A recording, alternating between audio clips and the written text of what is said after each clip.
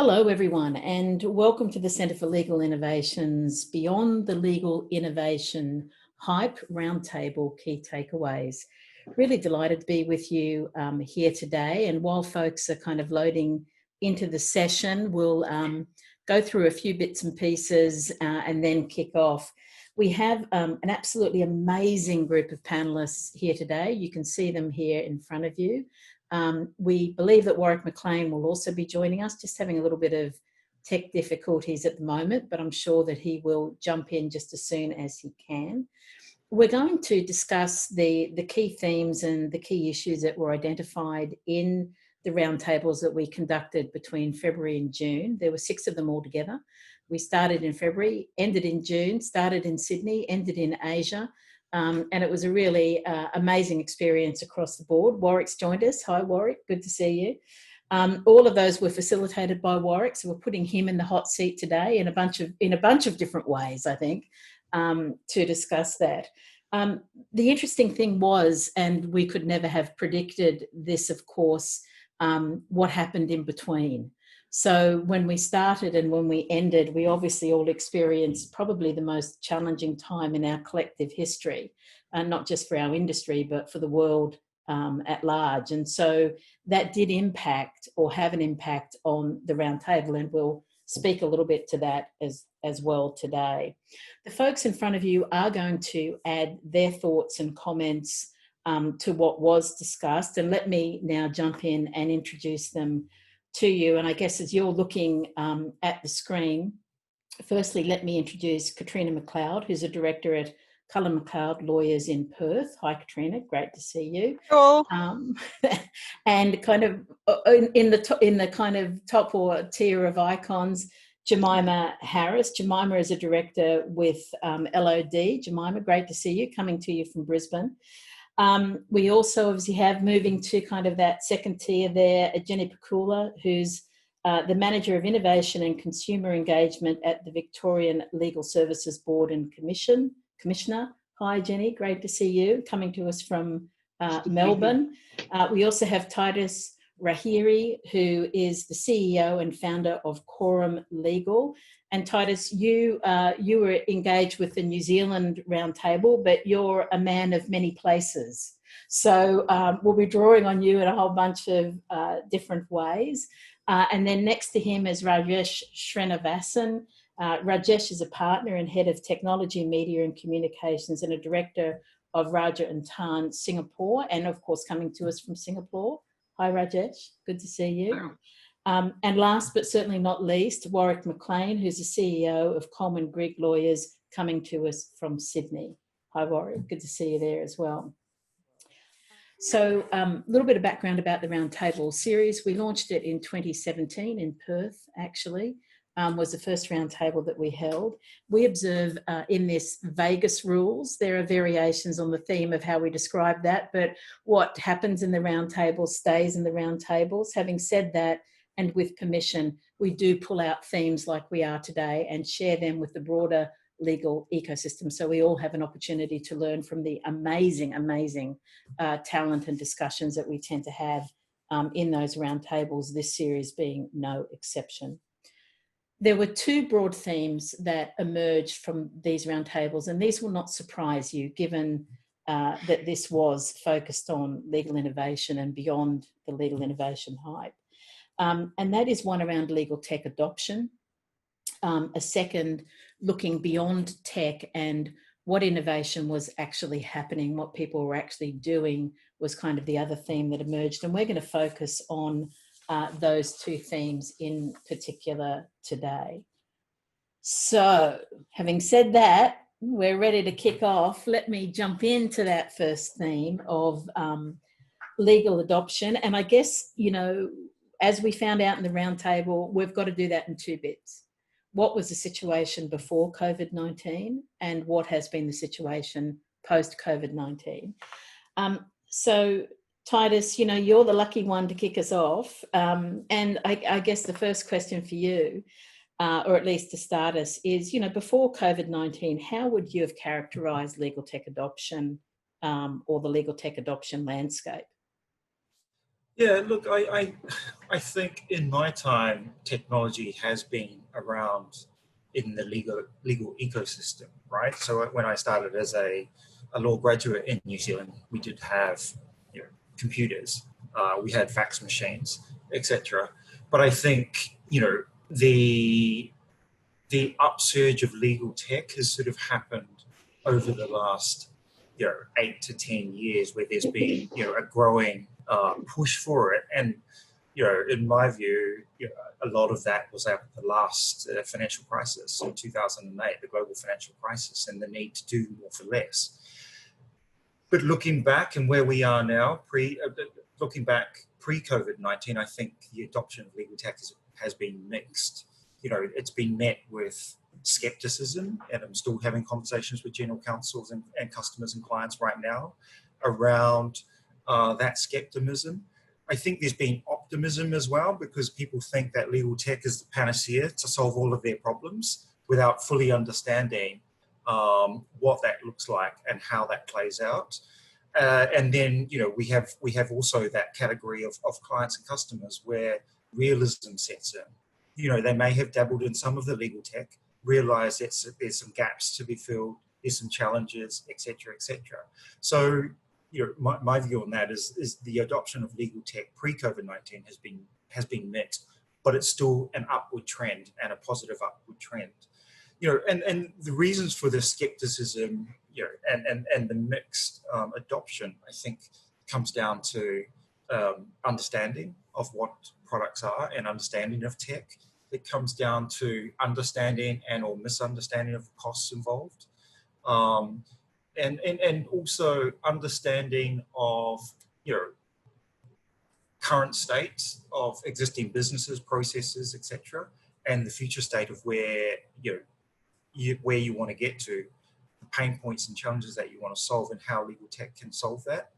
Also the culture within organizations, whether it be law firms, whether it be legal teams, whether it be ALSPs, whether it be legal tech companies, you know, whether there's a culture of legal tech adoption, innovation.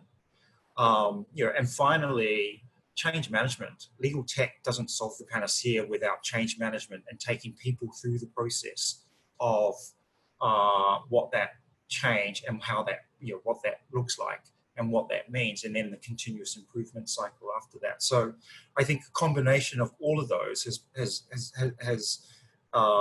led to a mixed adoption, albeit on a positive trajectory. And also, I guess that at the end of the day, that realization that's become even more stark, that legal tech is not innovation, right? It's perhaps a catalyst. I see everyone nodding furiously there, but it's not actually innovation. So I want to come back and pull out a whole bunch of different things that you were talking about there, Titus, but I want to kind of just for a second flip to the other side, as it were. And Katrina, I guess ask you, if you don't mind sharing, what have you seen, or how have you seen COVID-19 impact many of the things that Titus was talking about in terms of legal tech adoption? Yes, I think it's a really interesting one, because I think one of the themes that came through from the roundtables was the one size doesn't fit all. So the impact that is spread and felt throughout all of the different legal service providers is differentiated depending on who they are, the services they adopt, the change mindset that Titus is talking to. So some of the businesses that, for the people that are listening, I have a 30-person law firm in West Australia in the city. So that governs, I guess, my response. But then throughout WA, I have many colleagues from the very large firms to the sole practitioners who have entirely online businesses.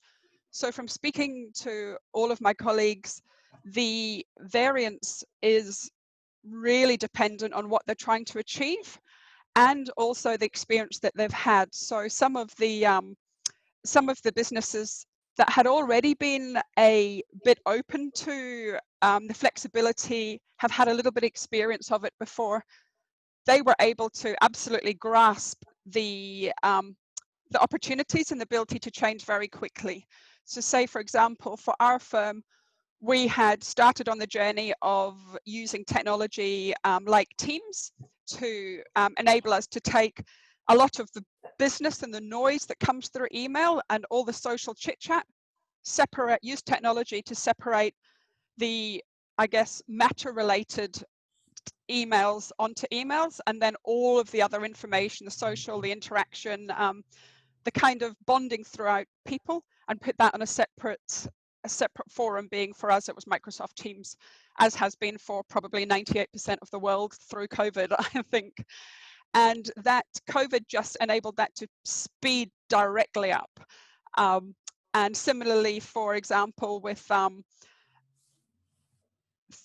for example, signatures, email signatures, electronic signatures, for us that became immediate because of COVID, and a lot of other people that became a very simple, very immediate quick fix that they may not have thought existed or already knew existed, but had been in certain processes of getting those kind of tech adoptions through.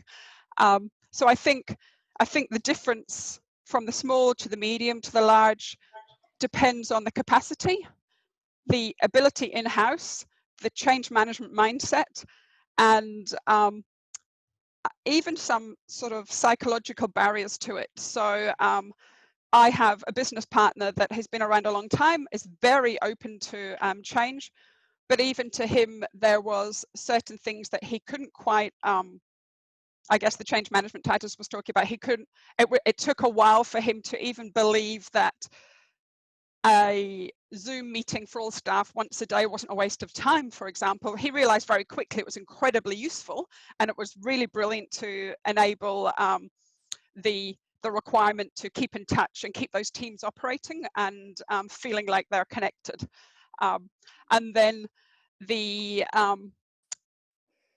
from my friends and colleagues at very large firms, it was an entirely different issue for them, because they had potentially 250 people to suddenly remove and have working from home. So again, depending where they were on that stage of development, that was either possible, really difficult, or for some firms now on impossible. And again, I think it went back to how much they'd prioritized it before and how ready they were for it. So even for a firm of our size, which was only 30, we had previously upgraded our server, so that enabled the capacity to all work from home immediately.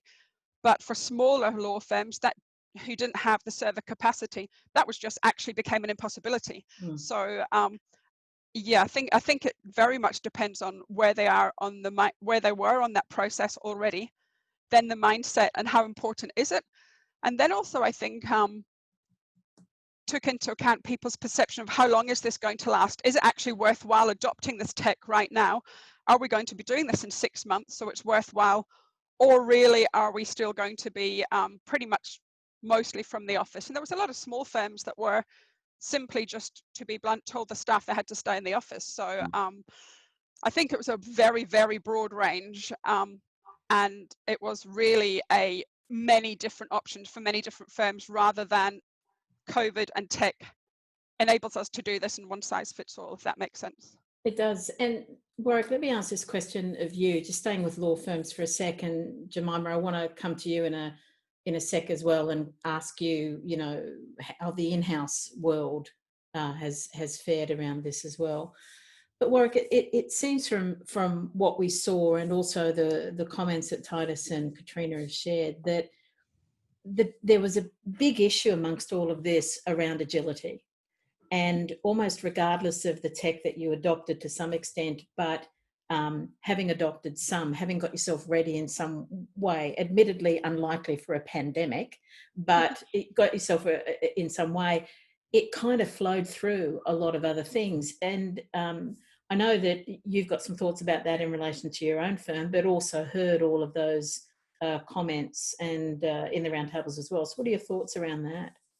Yeah, a couple of points, and sorry, I just dropped myself offline in terms of video because I had to go get to my notes from a meeting because there's just a lot of content going through my head. Yeah, look, a couple of things, Terry. I think COVID has actually forced change, and interestingly, there was a couple of comments, and I know you want me to talk about law firms, but there was a couple of comments on a couple of roundtables where the gap between new law and traditional law firms has been closed. And I think new law, particularly in a particular area around flexibility, working from home, working how you want to, having a Zoom meeting with your team every day, all that kind of stuff, which I consider low-hanging fruit, has basically, the tables have now evened up.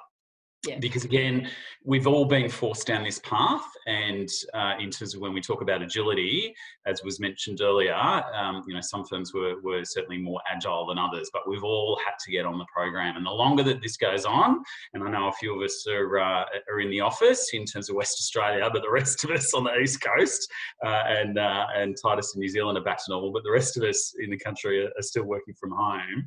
And even Rajesh in Southeast Asia. So again, I think that ability to be agile and think differently, we've been forced to get creative. So there was a lot of discussion around what some firms would consider big ticket items, but for others, I think it was just a lot of low hanging fruit that basically we've been able to chop off and get through. And again, I think it's now's the next opportunity because the tables have been evened up. And again, there was a whole commentary, Terry, around hype. And that was a key question that was always asked at the beginning of every round table. Is there a lot of hype? I think the feedback certainly was that in terms of some of those big bang type products, there is a bit of hype around it. And if you scratch beneath the surface, there's still a lot of traditional lawyering going on. But I really do think the difference between those new law firms and the rest of law has really been closed over the last 13 weeks. Yeah, absolutely. And also that none of us are going to return to zero. So Jemima, let me just ask you kind of to make that similar comparison, if you like before COVID, after COVID, but with a particular lens of looking at how folks are working with this in in-house legal departments. Thanks, Terry. A little bit like what Katrina described. I think probably what I'd seen pre-COVID was quite the range across the technology adoption lifecycle. We've all seen that curve that describes, innovators, early adopters, early majority, late majority, laggards, and seen everything from either end and in between. So I think, pre-COVID and probably even still now, there's lots of different drivers for change, and, things like regulatory change, businesses growing, but the legal budget's not keeping up with the rate of growth and needing to do more with less in general. And a lot of that is still there, but COVID has impacted everyone. And things like regulatory change might happen. Let me just pick up that theme for a sec, though, in terms of regulatory change. We might address that one. Jenny, this has got to be your question. Regulatory change. How, with the changes that we've been discussing, and this came up a lot in the roundtable about the need for maybe a different approach to regulation. And I know that you folks are thinking about this a lot. We've seen some really interesting developments coming out of the States in particular. Of course, we've seen them in the UK as well. How are you, or how do we, more particularly in terms of the regulatory side of things, need to think about this? Because it is quite different, isn't it? Look, yes and no, Terry. I mean, I think there's a lot of technologically enabled tools that lawyers can use that don't really touch on regulation. I mean, I've been sitting in my study for the last 14 weeks, going a little bit crazy and coming up with all sorts of things, and I kind of I keep on imagining how would you blow up legal profession regulation and start all over again. I think if I was to start all over again, I would start with the consumer at the centre of it and think about, well, I mean, lawyer regulation is very much focused on lawyers, and there's all sorts of lawyery kind of questions that we think about. So, for example, that whole classic question between what's, when does a legal tech platform cross the line between giving information and giving advice? I actually think that's a furphy, that question, because if you think about it, a machine kind of can't give you advice. It'll either give you a tailored decision tree, or else it'll tell you what people in your situation generally do. But advice is a very human thing, and it's very much a personal thing. So imparting wisdom, imparting an idea of what you would suggest that somebody do, given your wisdom, your experience, and the sort of problem that they're presenting with. So I think we need to, there's a few tinkerings around the edges that you could make to make it a little bit easier for people to use technology. But in a sense, I feel like we need to go back to the fundamentals of what it means to be a lawyer, and think about, well, if we were to really address people's needs, do it in an economical way, taking into account all the way that technology can be leveraged, we would probably do things very differently. And I think one of the things that really strikes me in terms of the mindset that's involved in change is that COVID-19 has enabled people to see that they can do things a bit differently, and they can do it a lot faster than they thought they could. And that perfectionistic mindset that says you've got to get it all right 100% and we're not going to make any changes until we're sure we've got it right, has dropped away a bit, because people have just had to do what worked, and they've tinkered with it and made it better, and realised that if it wasn't quite right, it wasn't really a disaster, you can go back and fix it. And having that tinkering mindset, I think, is a great thing for helping lawyers to think differently. But I think probably a more fundamental thing is just unpacking how we understand our knowledge, and thinking about what are the elements of legal service that we can actually standardise, and how can we leverage standardisation and process to maximise the value of the person's input, the experienced, wise lawyer's input. So, I think regulatory change in terms of the legal profession, I think there's kind of a whole new conversation that we need to be having there, basically. Yeah, and I guess everyone being open to that conversation, right? That's a big thing, and ultimately to doing things differently. But you also created a wonderful segue actually to a question that I want to put to Rajesh, if I may. Rajesh, we heard a lot, not just in the roundtable that you attended, but I would say pretty consistently in every single roundtable, in some respects a fear, and in some respects an opportunity, that when we all return to work, like in Perth, and it kind of becomes business as usual, that we will lose the impetus for experimentation that Jenny was referring to, that we will go back, we will stick with a few things, but they'll be kind of band-aids. We won't look at the bigger picture. And I was wondering if you could share your thoughts around that one, because it's a real one. It's going to be upon us sooner rather than later, and it was definitely expressed over and over again. Yeah, thanks for that, Terry. And I guess my response would be this. You need to create sustainable policies and processes. What that means is that what's happening now, unfortunately, is an increase in the fragmentation for many law firms because of the introduction of many new tools. And that inevitably leads to some friction for people. And many people therefore feel this is just a stopgap measure. And when things get back to normal, we go back to what we do.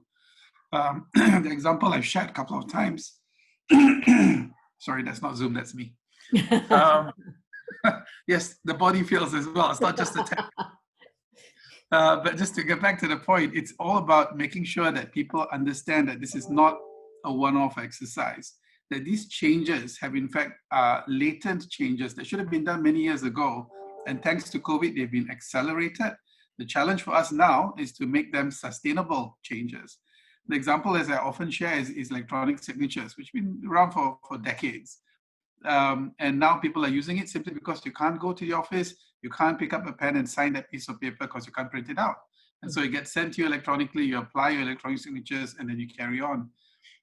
The reality will be that people find it actually the new normal to do that, to take out your stylus and to sign on the screen, to use DocuSign, to use many different tools of that nature. And when you get back to the office, guess what? It will now be unnatural to print out a piece of paper, sign that document, and have it filed. So I think that needs to be understood by the policymakers as much as it is by the people on the ground, because I still feel that for some managers, they feel that this is still a stopgap thing and we'll get back to our status quo and we then re-implement our previous standard operating procedures. So it's incumbent for organizations to use this chance not just to implement new technologies, but to look at your standard operating procedures, your own policies internally, and make those changes. And then these become entrenched changes that continue post-COVID-19. So I say again, it's really a great opportunity, yes. There is undoubtedly a lot of new adoption of technology, yes. But recognize that there is still friction. People are doing it because they feel they have to use it. It's incumbent on companies to explain to them it's not just a have to, it's a must to, and this is the new normal, and here's how we're going to do it. Explain it to them, put the policies in place, show the benefits and why it makes sense to continue using these technologies moving forward from an efficiency standpoint, from the fact that many of us will probably never need to go back to the office moving forward. It's been great for me, for example. My kids outside, but that's a good thing. And so you will then need to placate these persons both at managerial as well as at the frontline level. And that I think is often the gap that I see not quite being filled at this point. And if we don't do that, these are not going to be sustainable. Jemima, I'm going to come back to you and ask you this question, kind of almost now moving to that second theme of beyond tech and into the broader innovation theme. A lot of the tech and a lot of the newness seems to have been focused on the in-house legal departments. Folks are really seeing them potentially as the change agents or the change makers. Do you see the in-house group as being the folks who will be spearheading for the industry some of that sustained change that Rajesh was speaking about? Okay, good.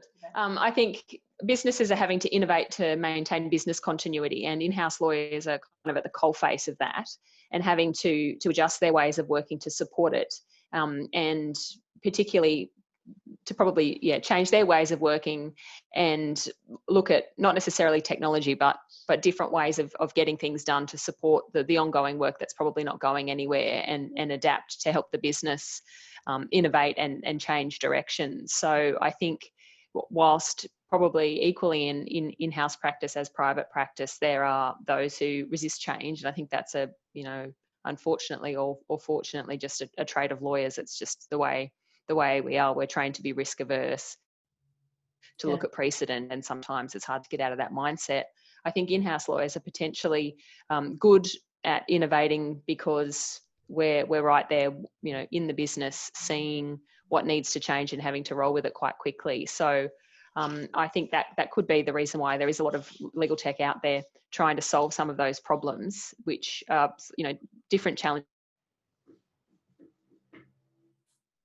to what our private practice friends experience, in that we're in the business and probably increasing focus because of the increase in the number of in-house lawyers. I recently saw some statistics just from Queensland, but I imagine this is indicative of a broader trend. The number of corporate practicing certificates issued year on year has been growing quite significantly, and I think that hopefully is an indication of the value that business places on having an in-house legal function and the value that lawyers can deliver. And I think to sustain that and to remain relevant, innovation is definitely a big part of it. Titus, I just want to pick up on that theme a little bit that Jemima is mentioning. Do you think that, or what does it mean, I guess, in terms of the relationship between outside counsel, in-house counsel, and alternative legal service providers, in terms of potentially people being at different rates of speed in terms of change? How is that changing? Because we had a bit of a discussion about that in the roundtables as well. Yeah, so I just wanted to clarify. So I participated in the roundtable in New Zealand, and my heart is in New Zealand, but I'm actually in Hong Kong. It's all right. You're still allowed to talk. and we've continued working pretty much the whole time in Hong Kong. So we haven't been shut down despite COVID, you know, because we're close to China and Chinese New Year. We've continued all the way through it. Going back to the question, I think, you know, and I've been in private practice and I've been a general counsel and now in new law. I think the positive, you know, of the choice that is now available is that clients and customers control, you know, the way their work is done. You know, and going back to Jenny's point on regulation, putting the customer first, I think this gives an opportunity for customers to pick and choose how they, from the supply chain and from what is available, how they resource their needs. And, you know, we've had many conversations with customers who might take bits and pieces from all in order to fulfill what they need to get done. I think in-house teams are becoming more self-sufficient and try, you know, and it's the more for less and how they do more for less, and legal tech comes into that, looking at different ways of doing things, you know, the legal operations, which Jemima talked about, you know, and I think the shift will continue to change. And I know that, you know, Warwick said that the gap between external counsel and new law is closing. I have some different views on that. In one sense, yes, and others, no. And client, you know, ultimately, I think clients and customers are very in tune with that. So I think there's opportunity to work together for in-house counsel, outside counsel, ALSPs, and I would like to see, you know, more innovation from a regulatory perspective, you know, and a collective effort from that aspect as well. And I wanted to just pick up on that kind of gap and the difference in speeds, and perhaps ask this question of you, Warwick, if I may. Do you think that there's a difference in the ability to be able to change, be agile, and the speed with which you can do that, not for the moment based on tech, but based on the difference in firm size? I just wanted to explore that a little bit more, because it did come up and was a point of discussion and builds directly on what Titus was just mentioning. Yeah, thanks, Terry. And Terry, I particularly early on in the roundtables, I mentioned an article that Nick Abrahams appeared in the Australian Financial Review in October 19. And it was interesting, he spoke about the prayers, the stayers, and the players. And part of that was really, he was half serious and half tongue-in-cheek, I think, having a go at sort of the demographics within legal. And those prayers, those people over 50 who go, actually, I've just got to hang on for a little bit longer and I'll be out of here. So those stayers who are, you know, probably in their 40s going, actually, do I really have to get my head around this innovation stuff? To those players who are younger and keen and agile and really want to do things differently in terms of shake things up. So again, I think ultimately, I don't think it gets back to the size of law firm that you're in, Terry. I think it really has a lot to do with mindset. And your ability, I think, to think logically. That was a theme that came up throughout the roundtables.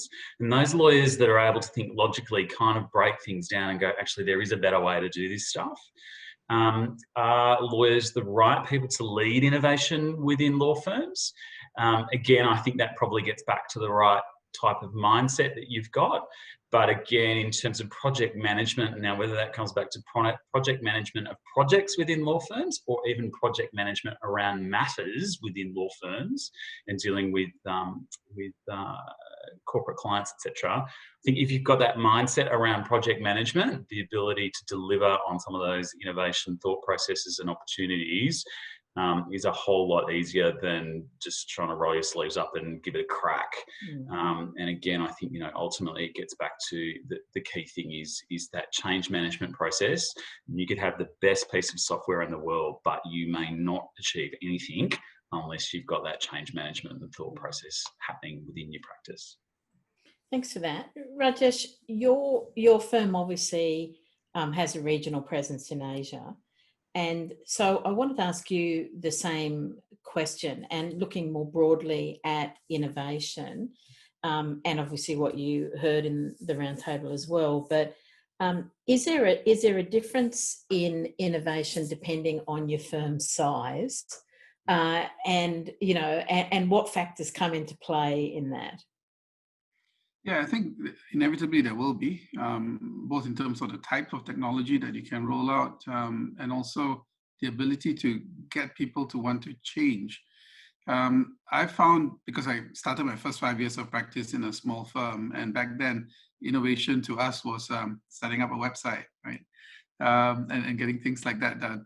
And it was difficult for me in a smaller law firm, simply because there was a lot of people who were set in their ways, who believe that what's the incremental value out of this activity? Is there going to be return on investment? Things of that nature, and it's all real questions, because for many smaller law firms, some of these issues are existential in nature, and the reactions I've seen in a smaller law firm are either first dismissing the technology simply because they're too busy just doing the work, or second, sort of embracing it, but very reluctantly. And then what happens is you're just scratching the surface of the tech that you're putting in, or the changed workflow that you're implementing. For the larger law firms, sometimes because of the fact that there's governance standards in place and people have accountability requirements, and return on investments are actually very carefully assessed, there's a need for you to implement technology, show returns. You need to be keeping people happy. Lots of people are going to make lots and lots of noise if it's not properly implemented, and you have lots of resources as well. And so there tends to be a more structured approach for larger firms. But I am certainly overgeneralizing, because there's so many boutique firms that I know who are excellent in terms of implementing technology. And because they're small and nimble, going back to the issue of being agile, the smaller law firms can undoubtedly be much more agile, can pivot much quicker, adopt technology much faster than for larger law firms. To give you just one specific example, to get through the security requirements in large law firms for new technology can sometimes take about 6 to 8 weeks before you can even talk about considering the technology, implementing it internally. And that's because we've got a whole gamut of audits that we need to run the systems through before we can implement the technologies within our architecture. All necessary stuff, but it means that it makes us slower. Or for a smaller law firm, you could, I'm not saying cut corners, but you could implement a much more rapid pace simply because of the current sizing of the organization. And I think that does make a difference. So pros and cons on both sides. Absolutely. Jemima, I want to kind of pick up a few threads, and with a bit of a focus on in-house. And that is, we've been talking about technology, we've been talking about innovation, change management, kind of stuff around organizational development and a whole bunch of other things. That's kind of a multitude of capabilities to bring together to be able to deliver legal services and products. And I guess we could assume in a way that in-house might be in a better position around that, because they're within a corporation where a lot of that skill set already exists. To what extent are you seeing in the work that you do, and through your attendance obviously at the roundtable as well, that kind of more multidisciplinary approach now, and that enhancement or focus on collaboration across the board, not just with legal tech developers, but more broadly as well? Would you be able to speak a little to that? Yeah, sure. I definitely think in-house lawyers are pretty good at drawing on the expertise that's available within the organisation, and it's certainly something that when talking to clients, if they're not already doing it, we encourage, because when you're talking about innovation, I mean, there's lots of wonderful legal technology out there. Katrina, just if I may go to you, just kind of asking about how, because I know this is a focus for you folks as well, and it came up in all the roundtables, this kind of new approach to collaboration and multidisciplinary teams, and how that's playing out in kind of this, you know, legal tech innovation environment that we find ourselves in? Thanks, Terry. I think it has made a great difference. Tech has enabled, and COVID has enabled what we do naturally, but made us really think about more what we do automatically. So we all know that we different firms have a different approach, I guess, from a very specific, these 8 people are members of this particular team, or these 3 people are members of that team, all the way through to a very fluid idea of, okay, these general people all help each other out. So whichever end of that spectrum you feel on, you end up on, but there is still a core, a certain group of people help each other out and work in a certain area. And in our firm, for example, we sit roughly in the same place as each other within those teams. So to then dislocate everybody and put them in 28 offices around Perth, being laundries, kitchens, bedrooms, the requirement to really focus on how we were collaborating and keep it going became a big deal for me, and to organize it in my business. So the natural osmosis just wasn't there, and as a result, it was absolutely falling away until we used tech to force it to happen again. And that was forced by the creation of the individual, maybe 8 teams throughout the office, and not just limited to the lawyers, but also the legal assistants. So the legal assistants work as a very close-knit team, and for them to be suddenly away from all of their support structures, helping their solicitors, usually if someone, for example, in my team has maybe an appeal, and suddenly there's 10,000 physical documents that have to be created or put electronically, they help each other out. So to have a team working across multiple different physical spaces, but having to collaborate, really required a better understanding of and use of collaboration and tech to do that, whether that was physical teams through, online teams through Team, or using document software that helped you work on the same document, or forcing Zoom meetings to make people stay in contact with those teams. And my experience is that it just does not work as well. It's definitely an aid, and it's extremely useful. And I think going to what Rajesh was saying, we will continue using a great deal of these wonderful, wonderful tech tools that have enabled these to happen. But my main takeaway is it has to be a combination of both in certain teams, and the collaboration is essential to me to make that happen. Yeah, absolutely. Jemima, I'm going to jump back to you now and just see if we can just revisit that question from an in-house perspective as well. Okay, so back to the question around being able to function in a multidisciplinary environment. I think in-house teams are particularly well placed to do that, and it's certainly something that we talk to clients about doing. I'm not sure, hopefully I'm not repeating myself. One of the things we often talk to clients about when they're, asking about legal tech, and there's a lot of great stuff out there, is, well, firstly to start with the problem, but also to look at what they've already got. And if you become best friends with your IT team, it's a really good way to tap into what existing capability you might have to solve those problems, and avoid the need to go and spend lots of money and go through all of the change management and implementation hassles that are involved. Sometimes very well worth it, but if you've got something already that you don't have to spend a lot of money on, that you can configure to solve the problem, that's a really good place to start. And in other ways, moving slightly away from the technology side of things, as an in-house legal team, to build a business case for being best friends with your finance team to get some data around the actual cost of people's time, and the time that you're wasting searching for things to help you support business case, and to help you find a way to capture metrics to demonstrate the value of the legal team. Those sorts of things are a really great way to DIY a little bit, and particularly in a very kind of cost focused environment, though being able to tap into those relationships is a really, really great way to do some low tech innovation. And I'm going to, in the spirit of continuous improvement, be talking to my IT team to help me fix the problems that I've been experiencing today. Good job. It may be me, but we'll find out.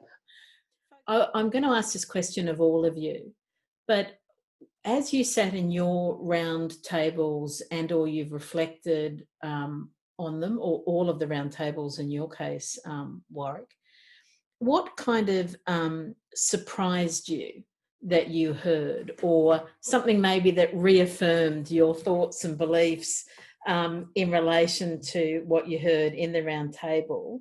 And Jenny, I'm actually going to ask you that question first and just say, you know, whatever comes immediately to mind. What surprised or reaffirmed something that you thought about in this area? I think the thing that it was kind of more of a reaffirmation, and which is that if you have hard reality nipping at your heels, you do what you have to do to survive, and you're often capable of a lot more than you think you are.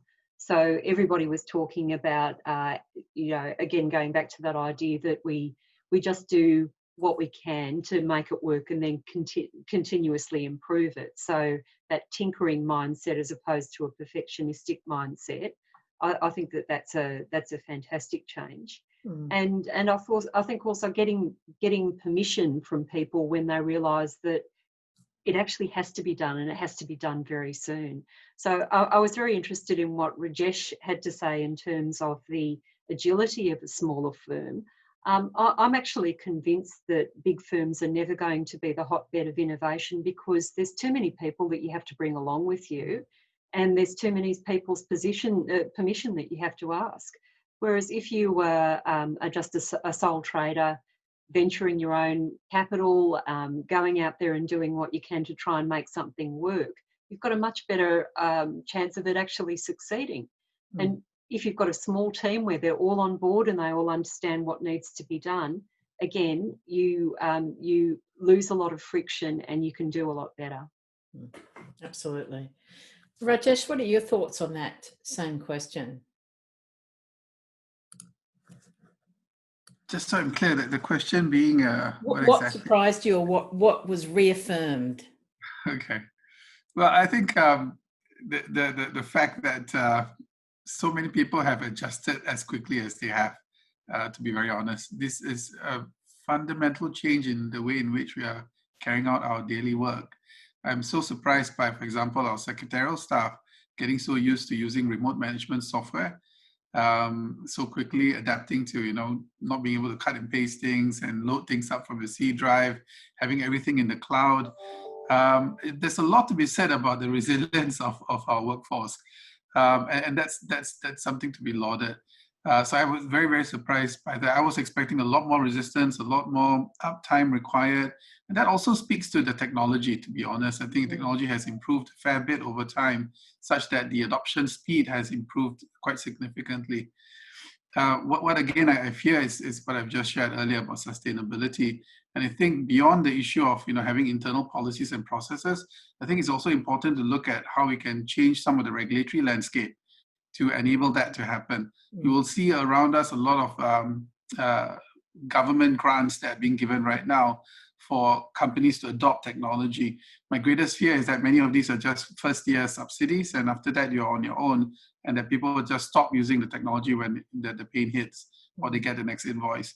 And I think that needs to be addressed, and I think we need to look at more sustainable policies at governmental level to make sure that this really continues moving forward, because it is the new normal. It's not just something that we're fixing for this period of time, and yet a lot of the grants are just quick fixes that just won't do.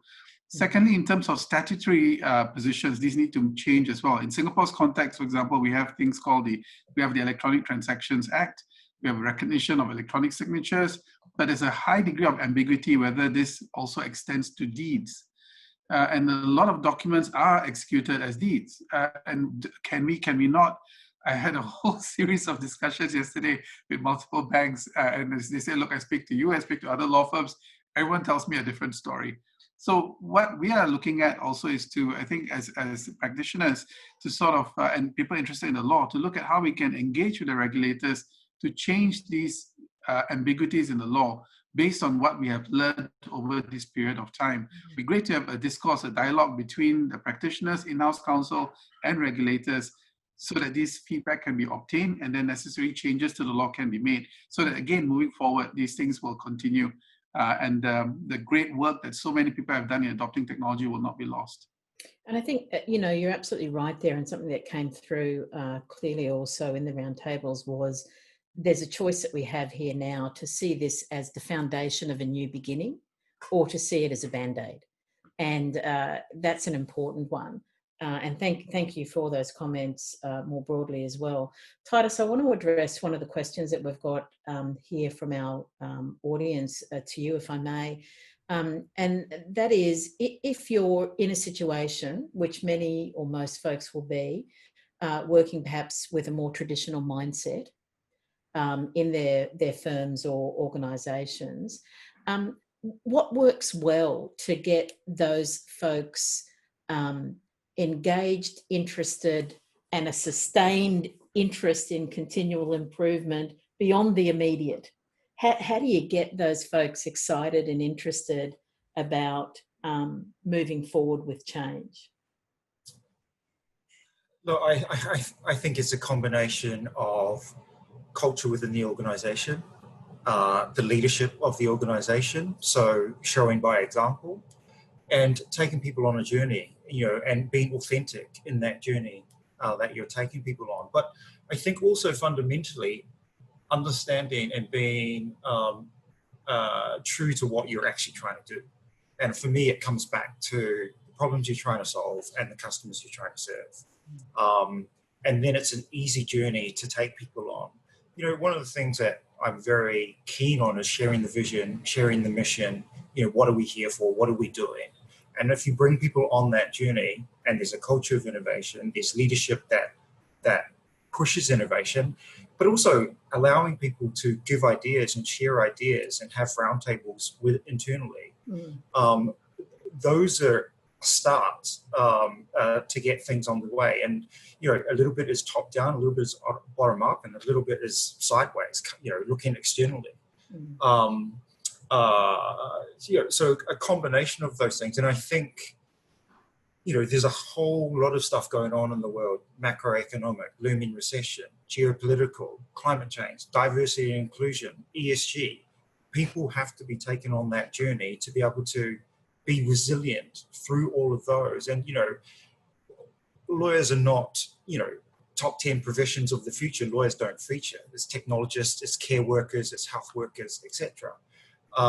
But we do have a role to play in society with all these issues going on. So, taking people on that journey is a way to help with that mindset and being open to conversations and being agile to move with all of those factors. Yeah, absolutely. And Warwick, we're right on the hour, so I'm going to ask you this final quick question in response. What was, as you sat through all the roundtables as I did, what was the one thing that reaffirmed or you thought was unexpected in terms of what you heard? And I'm holding you to 30 seconds on this. Yeah, nothing like a quick grab, Terry. Ironically, it was probably from the last session, and that was based out of Singapore and Hong Kong, Southeast Asia.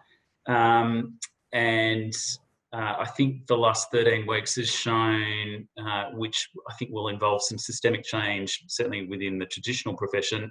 There's time to be great in the office, and there's time to be great at home. Yeah, absolutely. And that the combination of the two is what makes up a satisfying professional life. And that's a whole nother webinar all in and of itself, isn't it? I've just given you a whole nother topic to work through. Folks, I would like to thank you very much again. Wonderful discussion and wonderful discussions across the board in all of the roundtables. A huge thank you to everyone who has attended here today as well. It was really a pleasure to have you. We have lots of these discussions with these folks and lots of others, and we really enjoy having you at them. So do please follow us on Facebook, on LinkedIn or Twitter to find out when those events are being held. Again, everyone, thank you very much to all the panelists. Thank you everyone for attending, and we look forward to welcoming you back to another Centre for Legal Innovation event very soon. Thank you very much. Bye. Thanks, Terry. Bye. Bye.